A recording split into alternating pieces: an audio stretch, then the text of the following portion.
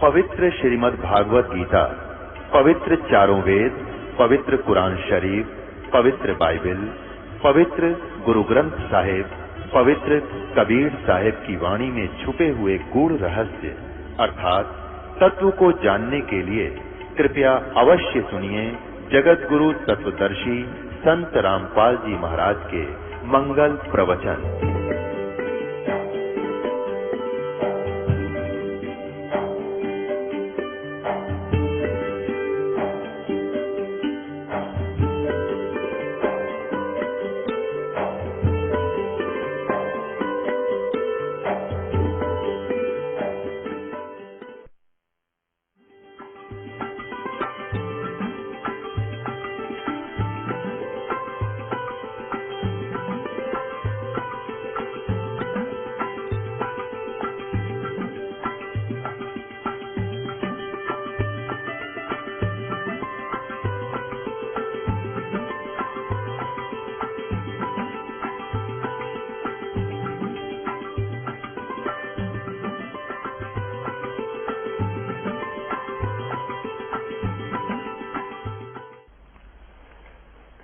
पुण्यात्माओं,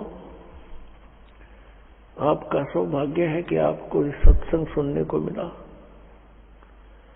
अभी आपने आध्यात्मिक ज्ञान चर्चा नामक एक विशेष प्रोग्राम साधना टीवी से चलता है और ये एक बहुत परोपकार का कार्य हो रहा है। उन महापुरुषों के विचार भी आपके समक्ष होते हैं और उधर से इस दास के विचार भी जो सदग्रंथों में विद्यमान है, विद प्रूफ प्रमाण सहित जनता के सामने आते हैं। इससे जनता को ज्ञान होगा कि कौन संत कैसा ज्ञान रखता है। फिर ठीक है, जिसको जौन सा ठीक लगेगा उसको सिलेक्ट कर लेंगे।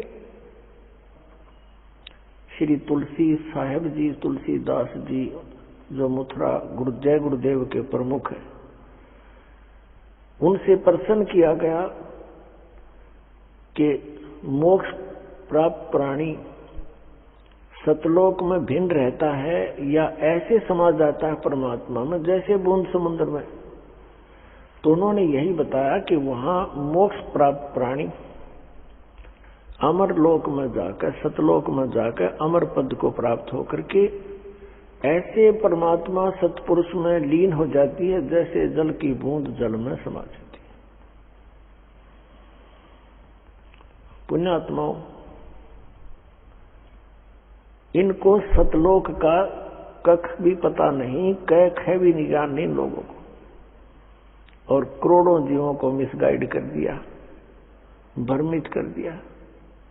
जैसा कि ये दास बार बार बताता है कि ये जितने भी गुरुपद पर विराजमान है ये बहुत पुण्यात्मा है पूर्व जन्म के, और ये काल के फंस गए, इनका दुरुपयोग कर रहा है, अपने लिए इनको प्रयोग कर लिया, जीवों का नाश करने के लिए इनको गुरुपद पर बैठा दिया। और इनको पिछले जन्म से थोड़ी बहुत सिद्धि भी होती है। और पुण्यात्मा, इस दास ने राधा स्वामी पंथ के सभी संतों के इतिहास को गहनता से पढ़ा है, जाना है। श्री शिवदयाल जी जो राधा स्वामी पंथ का प्रवर्तक माना जाता है, उससे भी ज्यादा पुण्यात्मा थे ये तुलसीदास जी मथुरा वाले, जो जय गुरुदेव पंथ के प्रमुख हैं। उनसे भी ज्यादा पुण्यकर्मी, अधिक भक्ति शक्ति युक्त थे। उन्होंने तो 18 वर्ष तक, 15 वर्ष, 17 वर्ष जैसे वो बताते हैं, एक बंद कमरे में बैठ कर अपनी बैटरी चार्ज की सिद्धियां प्राप्त की। और ये 1954 से सत्संग करने लग गया, ये युवा ही था उसमें। और इसके पूर्व जन्म की इतनी बैटरी चार्ज थी, 1971 में इसने एक भविष्यवाणी की जो कि इस दास के लिए थी। अब पुण्यात्मा आपको फिर दिखाते हैं कि जो संत, ये मानता होती है उन संतों की जो सच्ची बोल देते हैं। इसने 1971 में ये कहा था कि उस महापुरुष का जन्म हो चुका है, वो 20 वर्ष का हो चुका 7 सितंबर 1971 को। इस दास का जन्म 8 सितंबर 1951 को हुआ। ये आपके पास पुस्तकों में विद्यमान है पहले से ही, कोई यूं नहीं कि इसको देख कर ईब बताने लग गए हो।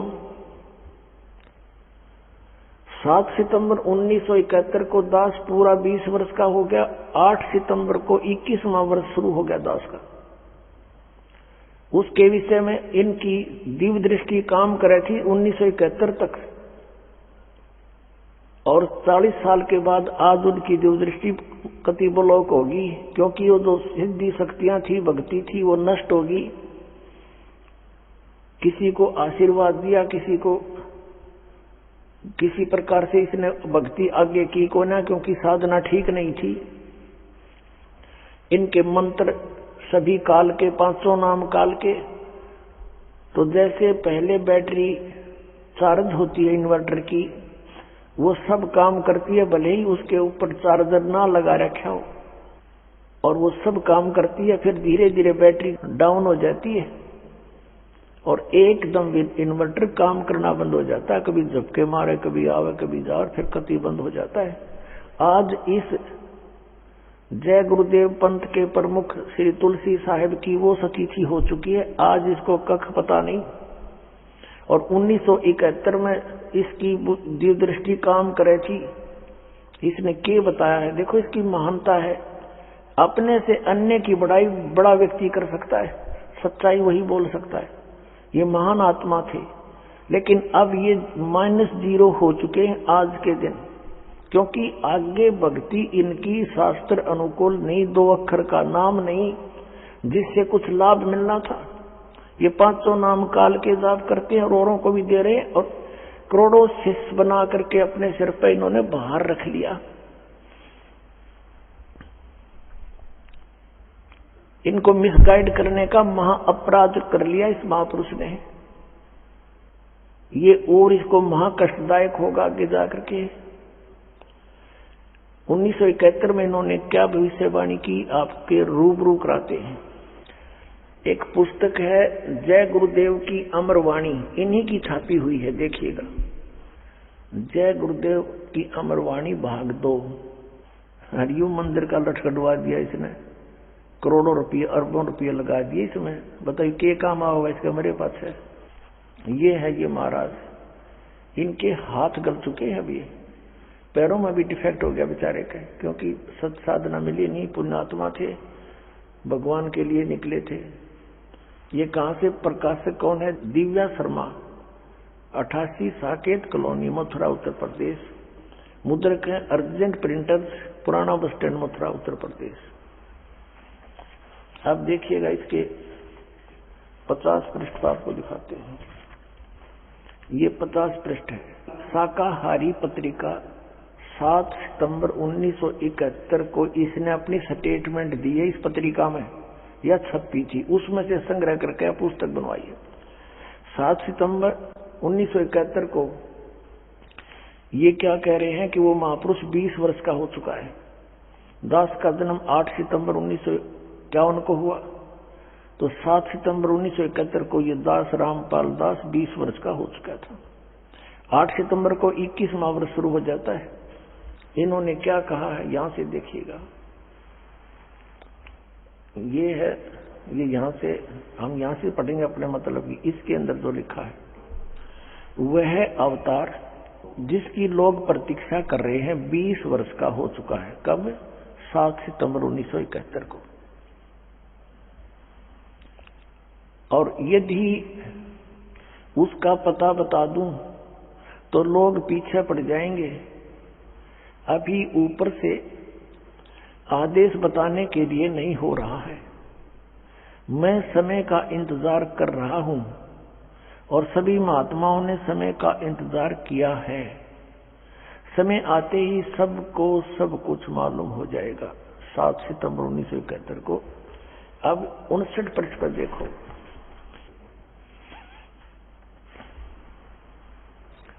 28 अगस्त 1971 को इसने क्या कहा था कि महापुरुष का जन्म भारतवर्ष के एक छोटे से गांव में हो चुका है और वह व्यक्ति मानव इतिहास का सबसे महत्वपूर्ण व्यक्ति बनेगा। उसे जनता का इतना बड़ा समर्थन प्राप्त होगा कि आज तक किसी को नहीं मिला है।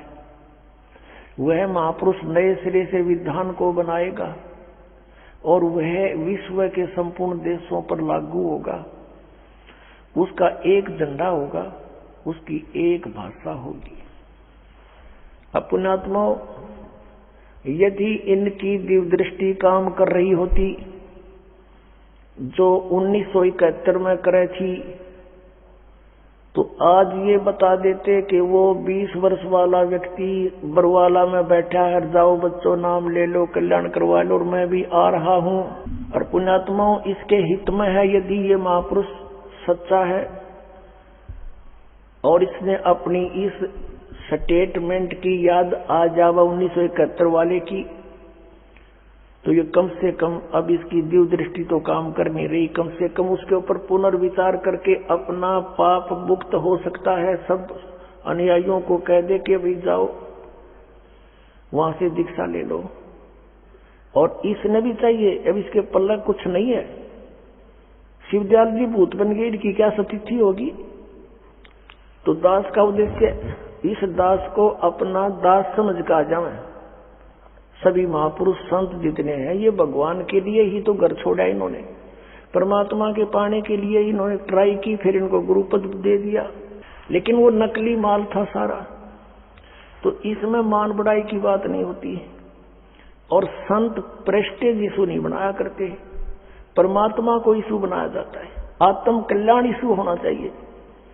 और आत्म कल्याण इस दास के अतिरिक्त इस विश्व में किसी के पास वो साधन नहीं जिसका हो सके। 2 मंत्र के जाप से मोक्ष होगा, उस सत्य नाम से, वो 2 अक्षर का मंत्र है। और तीसरा सारनाम आदि नाम जिसको कहते हैं, इन 3 मंत्रों से मोक्ष होगा। जो ये 5 नाम हैं इन कमलों के, ये केवल संसारिक सुख रिद्धि सिद्धि इनमें आ जाती है। जैसे गणेश जी के जाप से सिद्धियां आ जाती, लेकिन अकेला जाप करने से, अब इनको सबको मिक्स करके जाप कराया जाता आपसे। जैसे अकेला कोई सूंठ खावे, सौंठ, तो उसका अलग से लाभ होगा, और उसको अन्य औषधियों में मिलाकर खाया जाता है, उसका एक विशेष और गुण बन जाता। अच्छा, तो इन सभी मंत्रों का जो आपको दिए जाते हैं, ये ओंकार निरंकार ज्योति निरंजन, ये नहीं है, ये सतनाम ये नहीं है। वो मंत्र इनसे भिन्न है।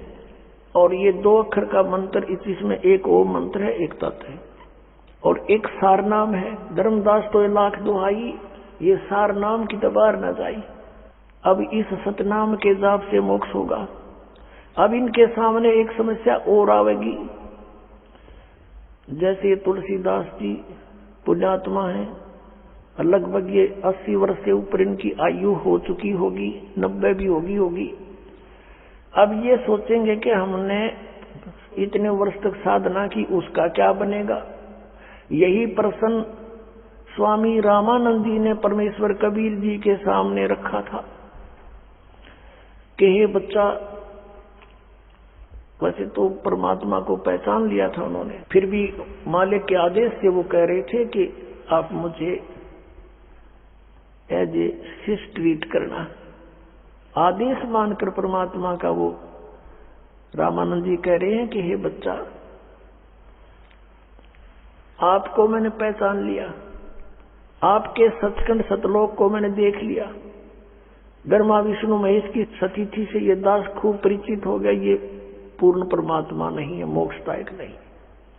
और अभी तक मैं विष्णु जी को इष्ट मानकर पूजा करता था, और आपने संकेत दिया तो मैंने इन ग्रंथों को देखा। सचमुच गीता जी में भी 3 गुणों की पूजा व्यर्थ बताई है, रजगुण ब्रह्मा, सतगुण विष्णु, तमगुण शिव जी। 7वें अध्याय के 12 से लेकर 15 मंत्र में गीता जी।